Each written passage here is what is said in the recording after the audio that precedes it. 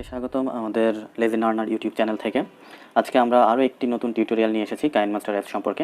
আমাদের আগের 3টি টিউটোরিয়ালের ধারাবাহিকতায় আজকে আমরা কাইনমাস্টার অ্যাপসের অ্যাকশন বার নিয়ে কথা বলবো। আজকে টিউটোরিয়ালটি ট্রাই করবো আগেরগুলোর মতো অত বড় না করার জন্য, আমরা যাতে সংক্ষেপে খুব সহজে বুঝতে পারি সেভাবে টিউটোরিয়ালটি সাজানোর চেষ্টা করব।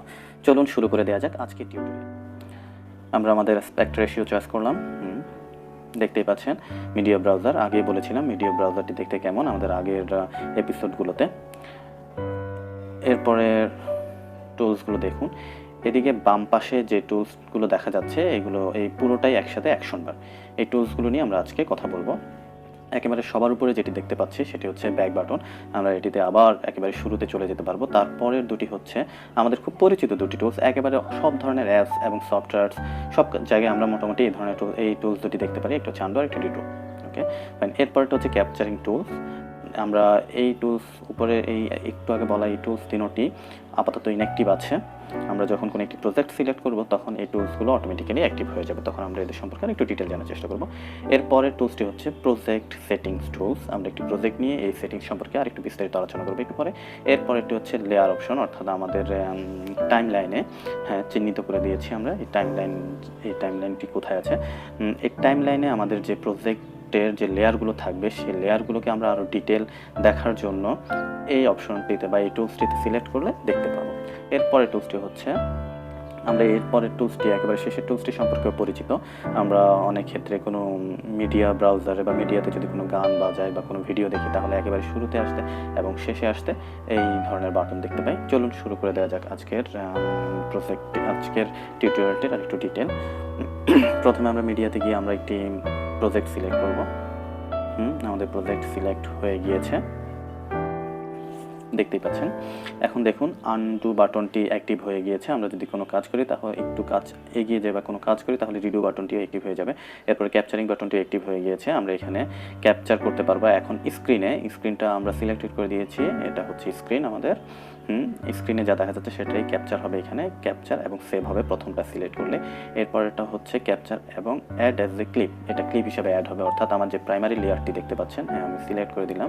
এই প্রাইমারি লেয়ারটির পাশে আরেকটি ক্লিপ হিসাবে সে অ্যাড হবে, সেটিও প্রাইমারি লেয়ার হিসাবে থাকবে। এরপরের ক্ষেত্রে হচ্ছে আমি যদি এটি capture and add as a layer তাহলে সে সেকেন্ডারি একটি লেয়ার তৈরি করবে। চলুন আমরা দেখি প্রথমটা, দ্বিতীয়টা capture and add as a clip. দেখুন একটি ক্লিপ হিসাবে সে অ্যাড হয়ে গিয়েছে। এরপরে যদি আমি capture and add as a layer, দেখুন সে আরেকটি সেকেন্ডারি লেয়ার তৈরি করেছে নিচে। ঠিক আছে, এরপর হচ্ছে প্রজেক্ট সেটিংস টুল। এখানে আমাদের প্রজেক্টটা এই যে রানিং প্রজেক্টটি আছে সেটি আমরা সেট করতে পারি, এর ভলিউম, এর ভিডিওটি, তারপরে হচ্ছে আদার্স আরও এডিটিংগুলোকে আমরা নিজের মতো করে সেট করার জন্য এই প্রজেক্ট সেটিংস টুলসটি। তার আগে আমরা যেগুলো অ্যাড করেছি ক্যাপচারিং দিয়ে সেগুলো আপাতত ডিলিট করছি। ওকে, আমরা প্রজেক্ট সেটিংসে যাই।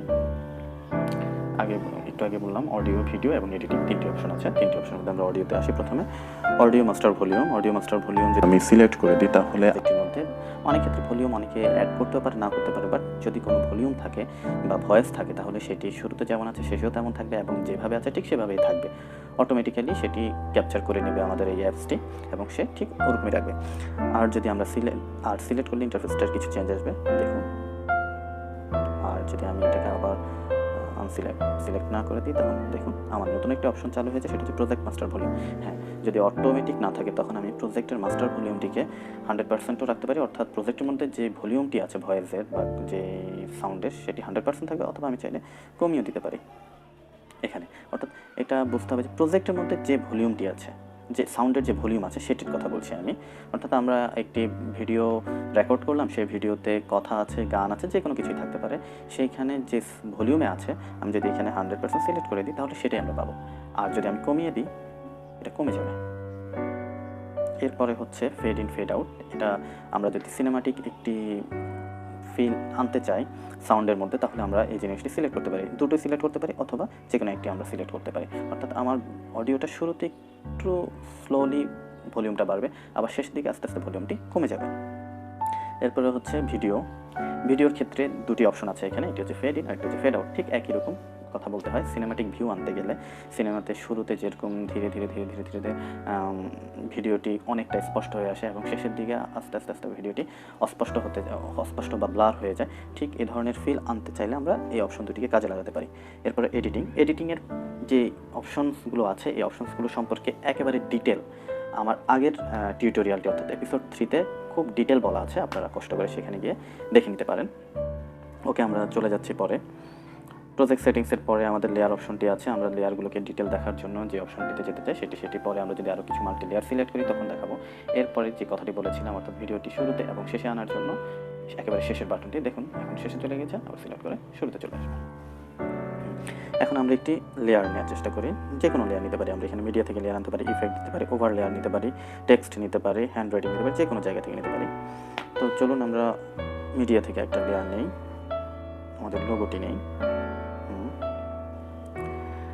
এখন আমাদের হাতে আছে একটি লেয়ার এবং আমাদের প্রাইমারি লেয়ারটি যদি আমরা সিলেক্ট করি তাহলে অ্যাকশন বাটনটির চেঞ্জটা দেখুন, অ্যাকশন বারের বাটনের চেঞ্জ বা টুলসের চেঞ্জগুলো দেখুন। এখানে দুটি নতুন টুলস এসেছে, একটি হচ্ছে ডিলিট আর একটা হচ্ছে অপশন টুলস বা বাটন টুলস। এখানে আমরা যদি ক্লিক করি তাহলে আমরা আমাদের এই পুরো লেয়ারটি যতটুকু সিলেক্ট হয়ে আছে এটাকে আমরা ডুপ্লিকেট করতে পারবো অথবা অ্যাজ এ লেয়ার হিসেবে আমরা ডুপ্লিকেট করতে পারবো।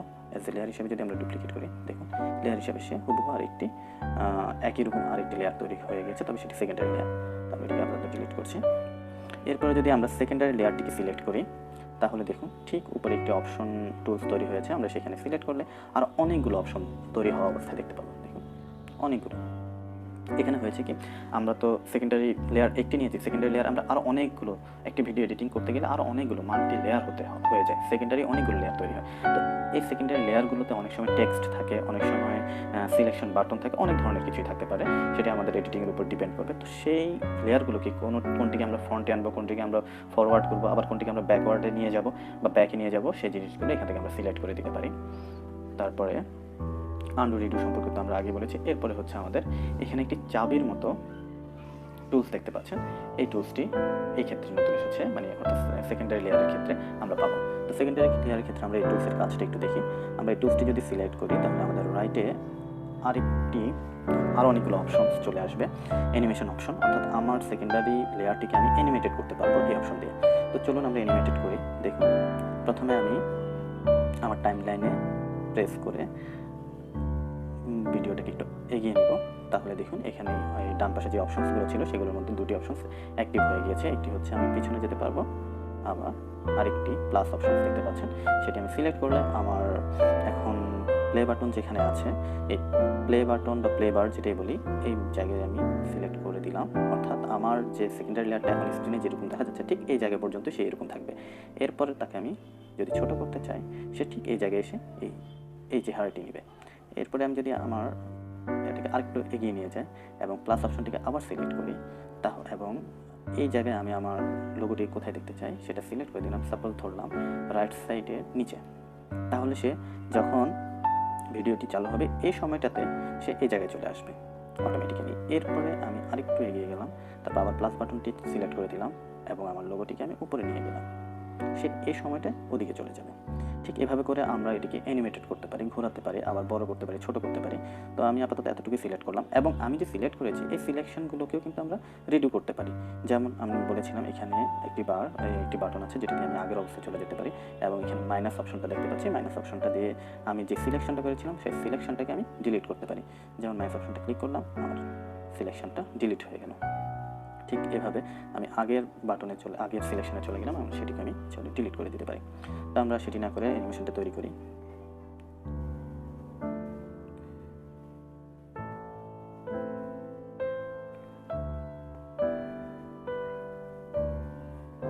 অ্যানিমেশনটি শেষ করলাম।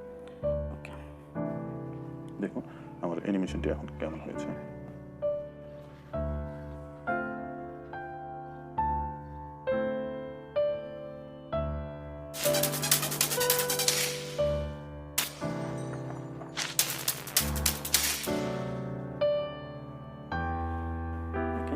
প্রজেক্টে ফিরে আসলাম। ঠিক এরকম অ্যানিমেশন তৈরি হবে যদি আমি ওই কি টুলসটি সিলেক্ট করে দিয়ে অ্যানিমেশন তৈরি করতে চাই। তো এগুলোই মোটামুটি আমাদের আজকের অ্যাকশন বার সম্পর্কে টিউটোরিয়াল। তো সামনে আমরা এই স্ক্রিনে দেখা যাওয়া আমরা স্ক্রিনে যা দেখতে পাচ্ছেন, যে ধরনের টুলসগুলো দেখতে পাচ্ছেন, এই টুলসগুলো সম্পর্কেও ডান দিকে টাইমলাইন সম্পর্কে, তারপর ডান দিকে টুলসগুলো সম্পর্কে, স্ক্রিন সম্পর্কে, মিডিয়া ব্রাউজার সম্পর্কে আরও ডিটেল টিউটোরিয়াল নিয়ে হাজির হব। তো ততদিন সবাই ভালো থাকবেন, সুস্থ থাকবেন। এখানেই শেষ করছি। আর যারা নতুন আজকে আমাদের এই ভিডিওটি দেখছেন আমাদের চ্যানেলে, তাদের সবাইকে অনুরোধ করছি আমাদের চ্যানেলটি সাবস্ক্রাইব করবেন এবং সবসময় আমাদের সাথে থাকবেন। ঠিক আছে?